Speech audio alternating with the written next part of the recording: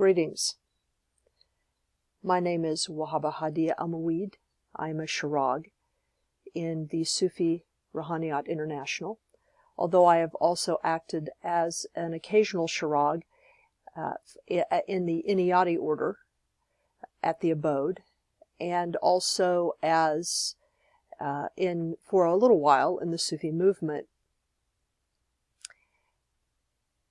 My experience as a Shirag was mediated by my training by Murshid Kabir Kitz and Murshida Rahima Sweeney, as well as being ordained by Murshida Nuria Sabato and Murshid Kabir.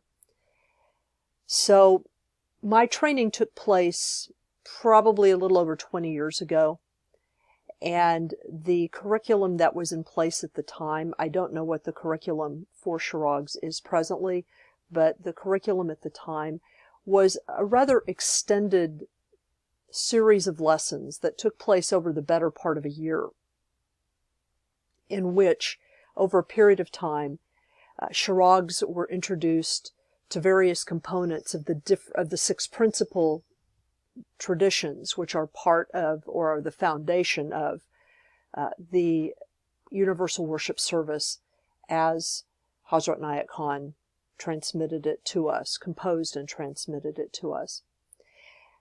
In the meantime, I have had the opportunity to work with Shirags in a number of different ways, across the different lineages, as I mentioned. And I've also observed how different Shirags do the universal worship, and have become very aware of a sense in the Ruhaniyat, and perhaps in some of the other lineages, that there are ways in which the ritual and practice of the universal worship service needs to be extended or changed or formatted differently. I've heard this expressed in different ways.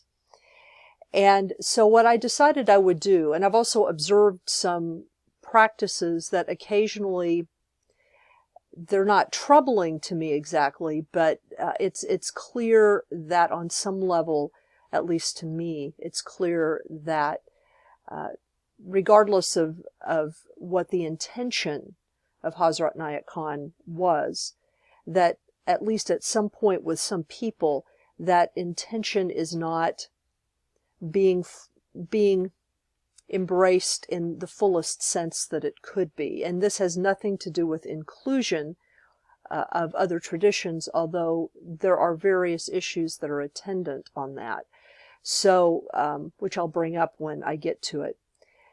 But what I wanted to do is, for those individuals who are interested in doing the universal worship as part of their function as a Shirag, because honestly, as a Shirag, my function has often not been this ritual, but has been in other ways, as a minister, as a counselor, marrying people, doing funerals for people. That's more where I've ended up doing my work.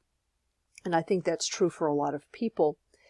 At the same time, the Shirag is supposed to hold, or the way at least it was envisioned, is that the Shirag would hold the universal worship as a kind of concentration, if nothing else, even if it as a ritual was not being regularly performed in a given community.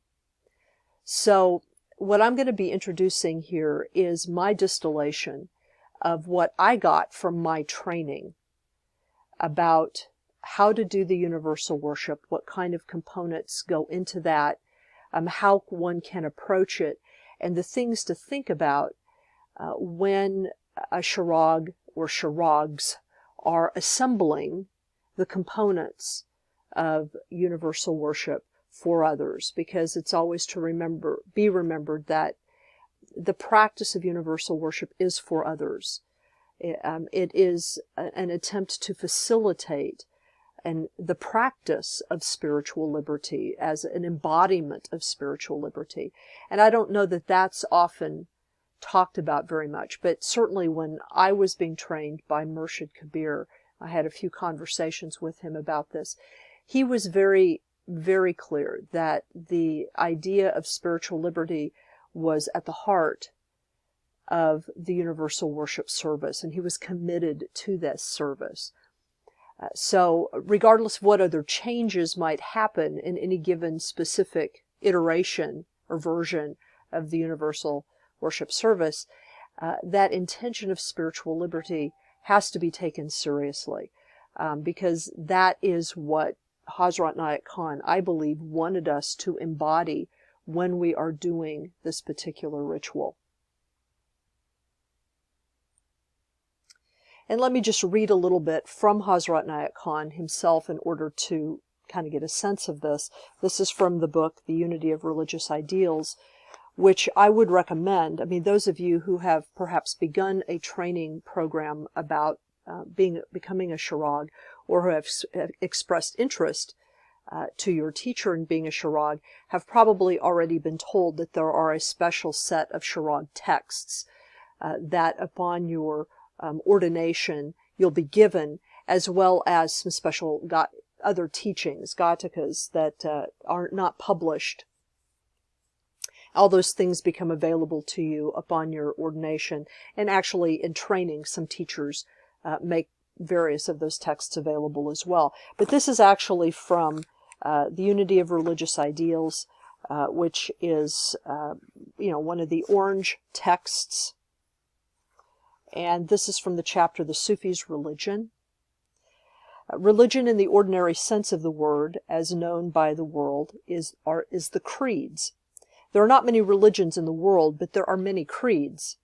And what does creed mean? Creed means a cover over the religion. There is one religion, and there are many covers. Each of these covers has a name: Christianity, Buddhism, Judaism, Islam, etc. And when you take off these covers, you will find there is one religion, and it is that religion which is the religion of the Sufi.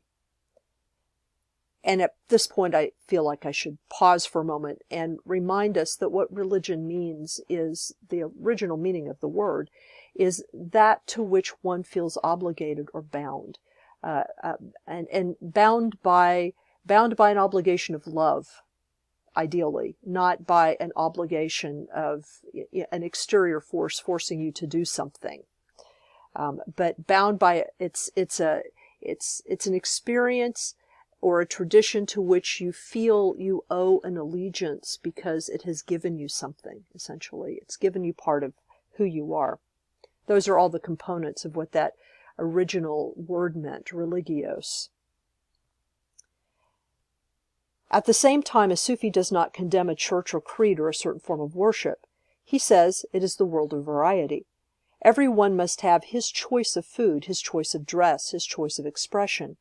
Why must the followers of one faith think that the others are heathens or pagans? The Sufi thinks that we all follow one religion, only in different names and different forms. But behind names and forms there is one and the same spirit, and there is one and the same truth. The pity is that the Orthodox priests and clergy disagree among themselves about it. Even in the colleges and in the universities, when students study theology, they study without interest. A professor told me in Switzerland that, quote, "We have read many books of religion." I was a professor of theology. "But we are taught in the college to study without taking deep interest in the subject, to be neutral," unquote. But that is not the attitude to become inspired. Our attitude must be that of interest, of sympathy, of friendliness toward that religion and toward the teacher who has brought it.